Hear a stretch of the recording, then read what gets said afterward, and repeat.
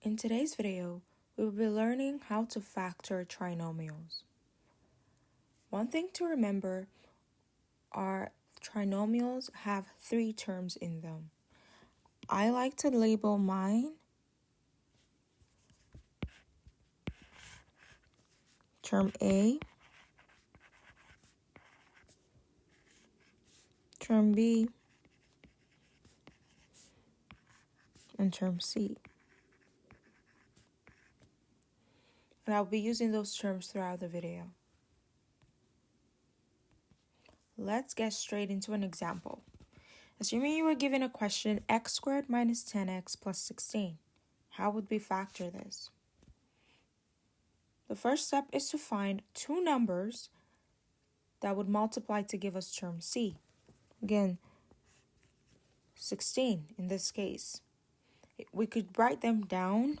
We have 8 and 2, 16 and 1, 4 and 4, and we could keep going. And we also need to write two terms that would also, or two numbers that would also add to give you term B. That would be the number that would use. So we have 8 and 2. 8 plus 2 is 10. 8 times 2 is 16. So this would be the number that we would use, or the set of numbers that we would use. 16 times 1 is 16, but 16 plus 1 is 17, not 10. 4 times 4 is 16, but 4 plus 4 is 8, not 10. So 8 plus 8 and 2 would be our numbers. Then we're going to create brackets, two brackets, because factoring is all about that. It's about reducing our trinomials or polynomials into smaller categories. We're going to put the A term, which is x squared. We're going to break it down into 2 and put the x inside both brackets. And then the two numbers that we found, we're going to put them into brackets. Now, how do we know what signs go in the middle? Now, this depends on the signs over here, the sign on your B term and the sign on your C term.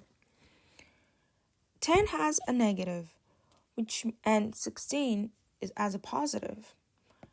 Because I've done this so many times, I can easily just say that both signs will be negative.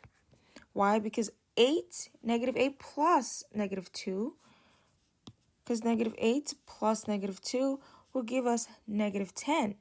And negative 8 times negative 2 would give us positive 16. This could take a little bit of trial and error, but you'll get there. We can now check our work if we want to, using the FOIL method,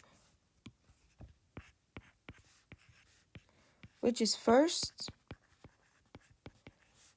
outsides or outliers or outs, however you want to say it, inside, and last. So the first, we'll multiply the first. X times x would be x squared. Negative 8 times, or x times negative 2 would be negative 2x. Negative 8 times x would be negative 8x. And negative 8 times negative 2 would be positive 16. And then this would be x squared. This would be negative 10x plus 16. And it's the same as that. So we'll go then. Here's another example. Now, to use this method that I just talked about, your A term has to be a 1, has to have a 1 in front of it. So just to remind us, that is what our expression looks like without any numbers. AX squared plus BX plus C. But to use this method that we just used, your A has to be a 1. If we go back to this example, we can see that our A has a 1 in front of it. It was just x squared, so there's an implied 1 there. But what happens if you have something like this? It's 2x cubed minus 10x squared plus 12x.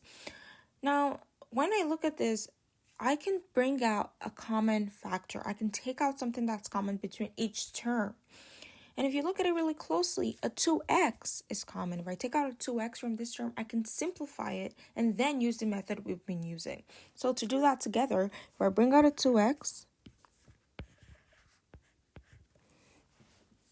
what we're going to be left with, and I'm going to just open my brackets, we'll be left with x squared, right? You can just divide 2x by each term here, and then we'll be left here with 5x plus 6.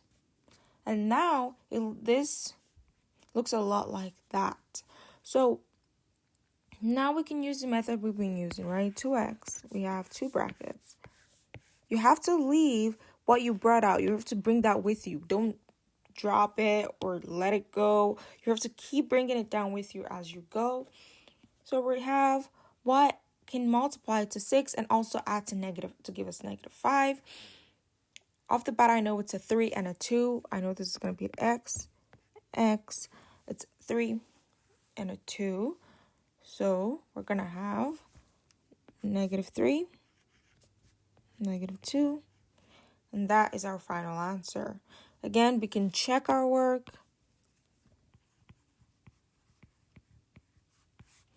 We're going to FOIL it first. We're going to FOIL our factored form first before we multiply the 2x into it.